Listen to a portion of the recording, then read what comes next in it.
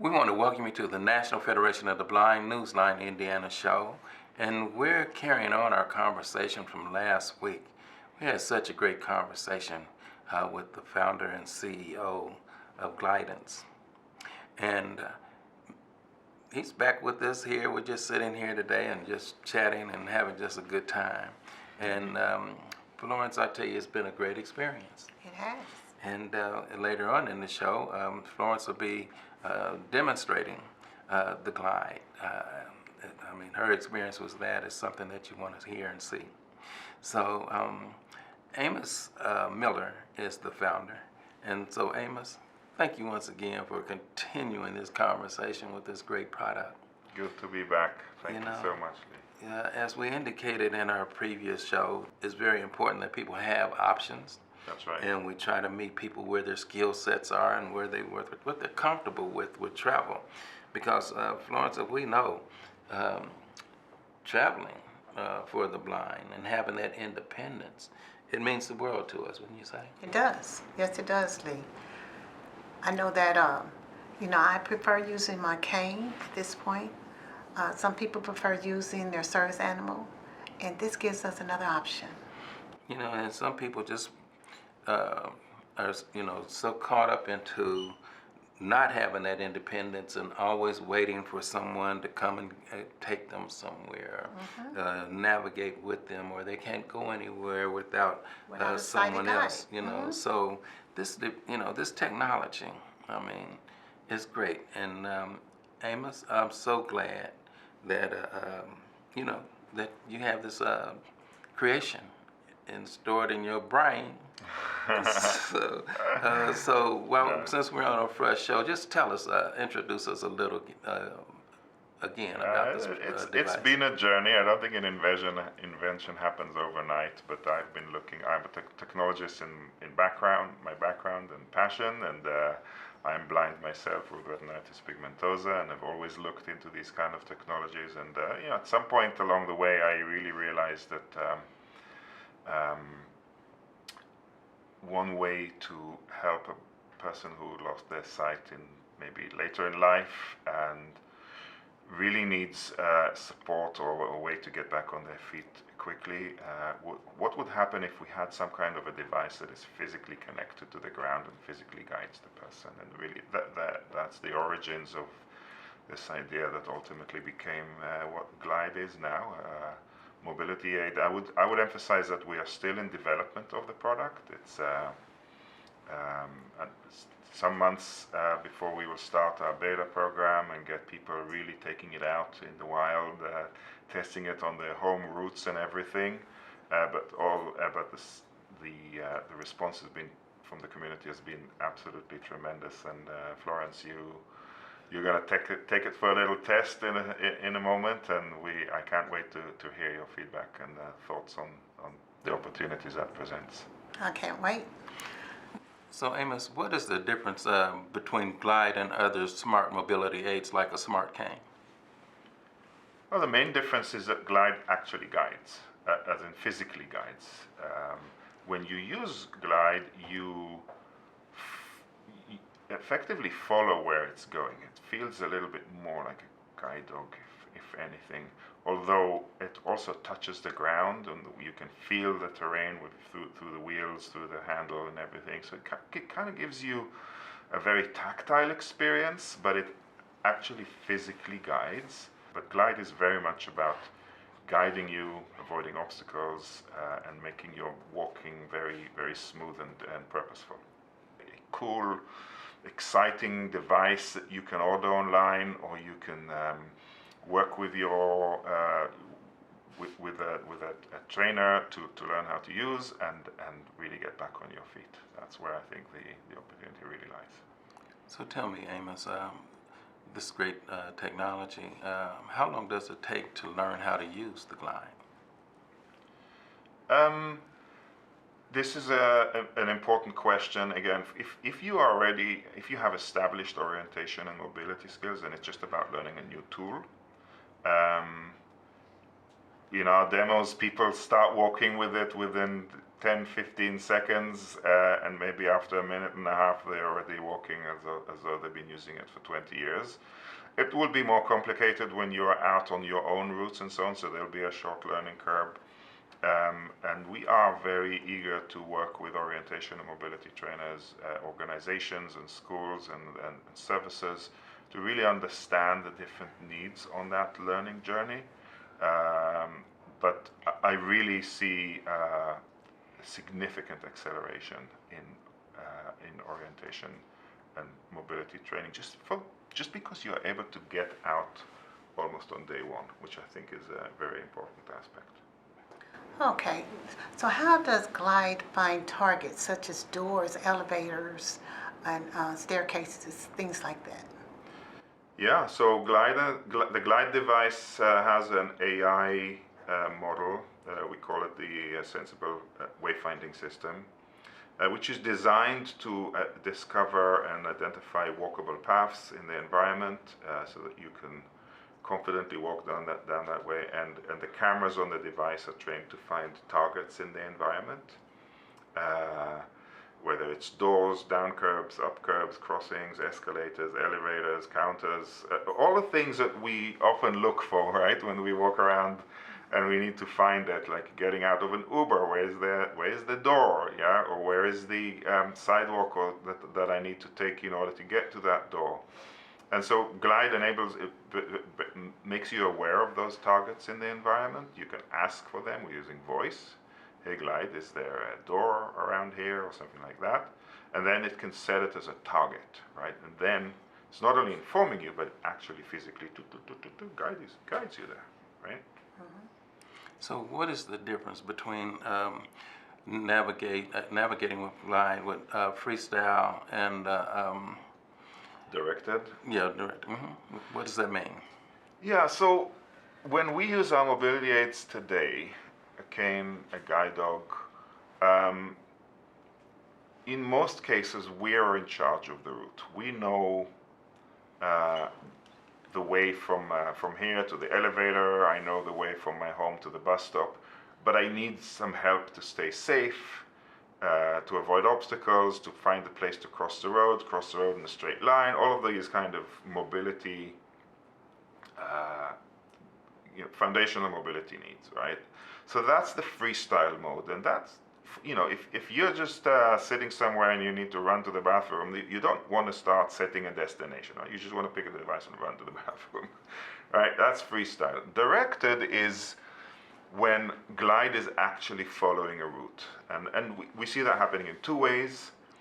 There's going to be other ways in the future as well, but it's either a route that you train Glide on. So for example, if you move to a new job and you need to learn the route from your home to a new bus stop, you can train Glide on that route, and then you can basically walk that route. And Glide will guide you on the route. It's like working with an orientation and mobility trainer to figure out a route. The other option is plugging Glide into a map like Google Maps, where you actually set a destination like a nearby Starbucks, and Glide actually guides you all the way to Starbucks. Tells you where to turn, actually turns you, and so on.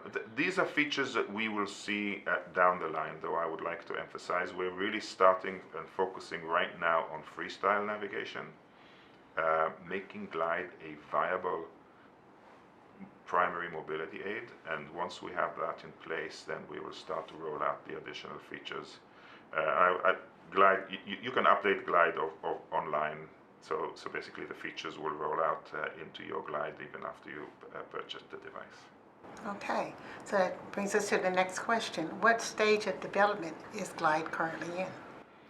Yeah, well, we're in an exciting stage. We spent most of 2024 really honing the physical device, and now we're really working on finalizing the integration of the product ahead of our beta program, which will start in the summer. Wow, we covered quite a bit of information there on this great tool. So we're going to take a short break, and we're going to come back more with the founder and CEO, Amos Miller. So stay tuned.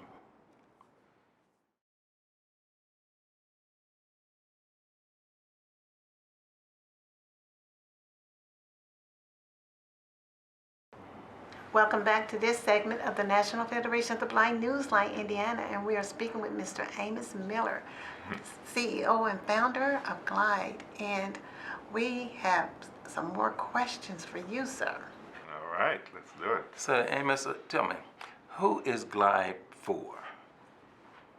Lee, it's for you. For me? Well, just for me? Yeah, no.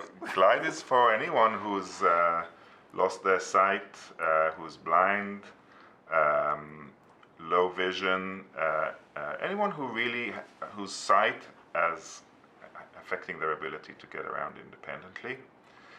However, I would say that in the early stages, I would definitely say that it's the people who have certainly some established orientation and mobility skills, so that we really learn how to use the device, the opportunities that this kind of new technology represents, and how we can make it more broadly useful and powerful and empowering for more and more people in the blindness community. Okay, and you may have touched on this on an earlier segment. So does the Glide replace the cane or the service animal? Again, I think that I don't look at it in that way at all. I think that there is different people come from different angles and different backgrounds and experiences, and I think that it's very important that people have options. I think the Glide is a primary mobility aid alongside the cane or the guide dog, which means that now we have 3 options rather than only 2, or 2 and a sighted guide, which a lot of us still depend on. And yeah, so I would say that, you know, one of the beautiful things that you in your life, you could have a Glide and a cane, and sometimes you'd use your cane, sometimes you use your Glide. There's no problem with that at all. I like that. No, individuals with walkers and that are in wheelchairs, so would that be accessible for them? So one thing to emphasize that Glide, as it stands today, is not a support device. It's not it doesn't support in the form of balance. We have had people using Glide with a support cane in the other hand. We have experimented with attaching Glide to rollators and walkers, and have had really tremendous results, but that's something that we will come to over time. It's not necessarily something that we will be able to address on day one. Oh, so does Glide work well with people that are deafblind? I think Glide will be an amazing solution for people who are deafblind, and we have had people who are deafblind test the device. Hobin Germa and Musi Germa, who are pretty well known in the deafblind community, have tested the device and gave us a lot of feedback. The reason this is powerful is because it's mostly a haptic experience. There is audio, there is sound, but ultimately it's a physical experience, and if you need to cross the road in a straight line, you don't need to hear your environment in order to do that. Glide will just guide you to the other side of the road. Well, you know, we had Florence had done a demo with Glide, and you see the demo. See her doing the demo here on the screen. So you got some questions for her? Well, I'd love to hear how it went. What did you do? Florence, how did you feel walking with Glide? And yeah, just share your experience. Oh, I love to do that. When I first held the handle for Glide, it was comfortable.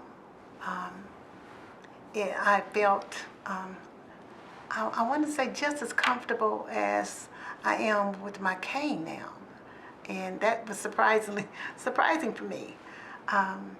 And holding on to it and letting it guide me was absolutely amazing. Walking down the hallway with it, I felt pretty confident, and I was really surprised about that. I wanted to go to the elevator, and it took me directly to the elevator.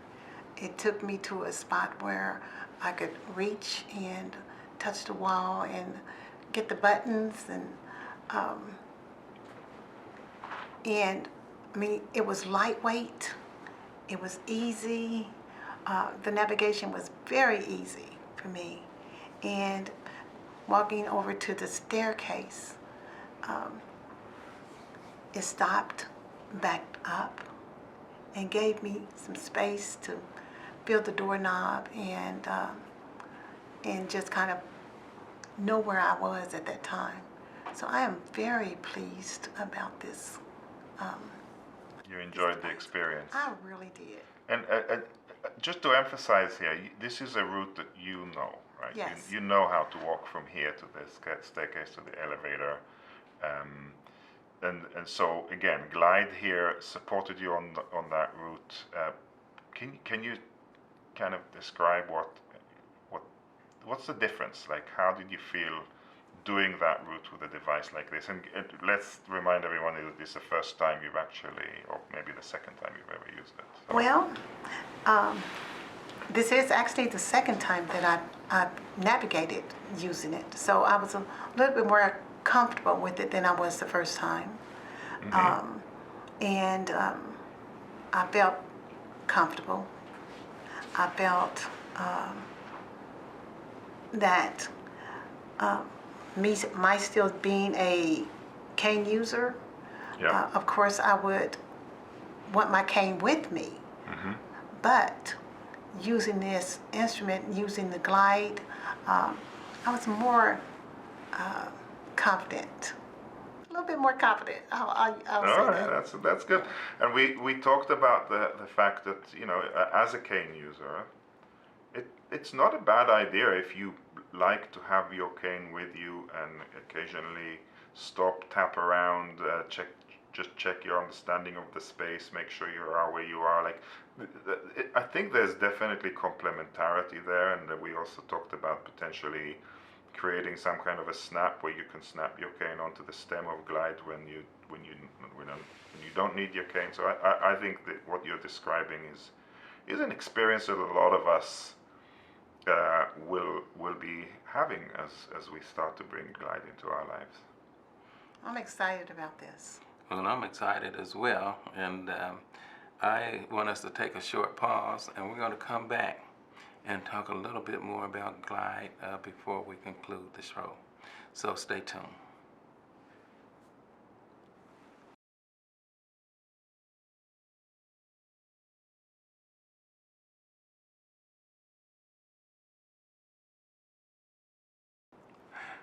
Welcome back to the National Federation of the Blind Newsline Indiana show, and we're speaking with Mr. Amos Miller.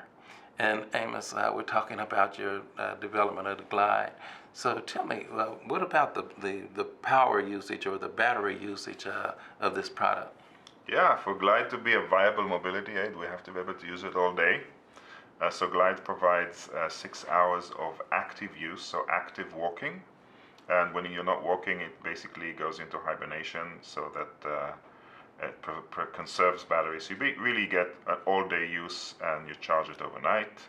Other aspects of it being a viable mobility aid is that you can use it indoors, you can use it outdoors in different weather conditions, in the sun, in the rain, in the fog, and I think all of these factors are really important so that you can count on a device like this to be available to you when you need it and when you're walking around. Okay, so now we have this question.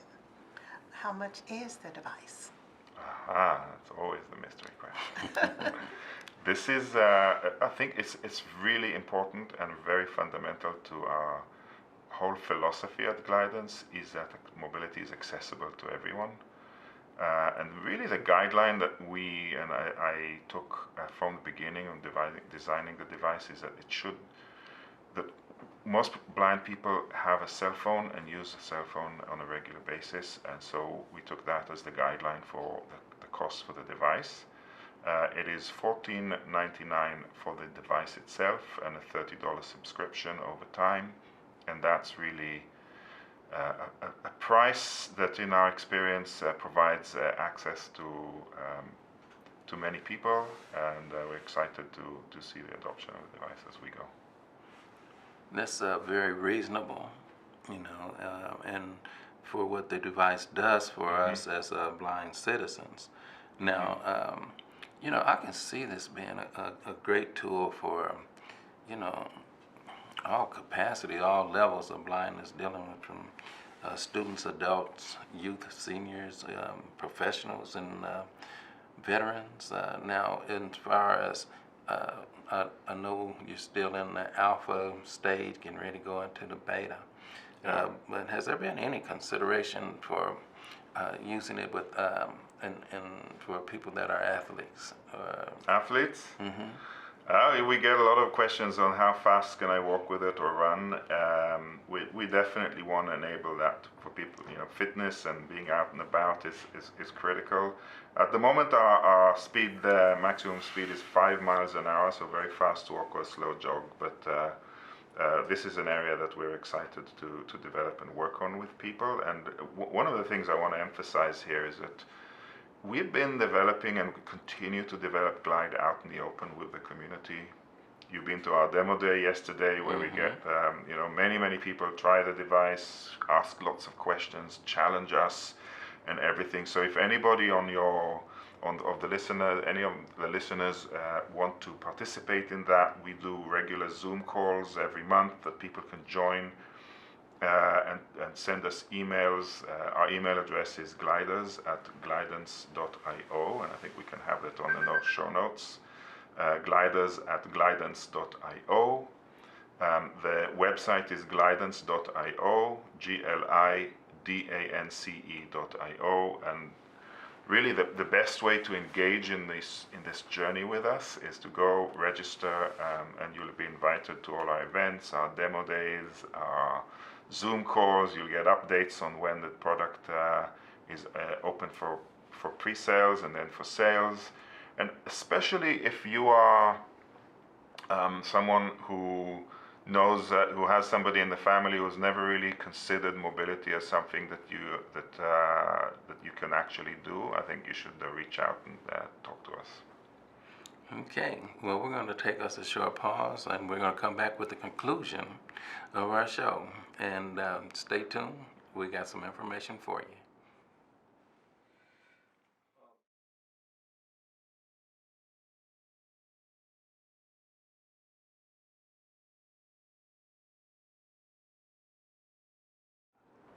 We want to thank you all for joining us on the National Federation of the Blind Newsline Indiana show. And we hope that you've taken a lot from this here program, because it is very vital to have the technologies. And we've had a great guest on, Amos. We just want to thank you for coming on once again. Lee, thank you. Florence, thank you. And just thank you in your travels, and I'm looking forward to help demonstrating this product, along with Stevie Wonder and our button that we may have. So that's an underlying conversation. So stay tuned and join us next week on a brand new show with the National Federation of the Blind, Newsline, Indiana.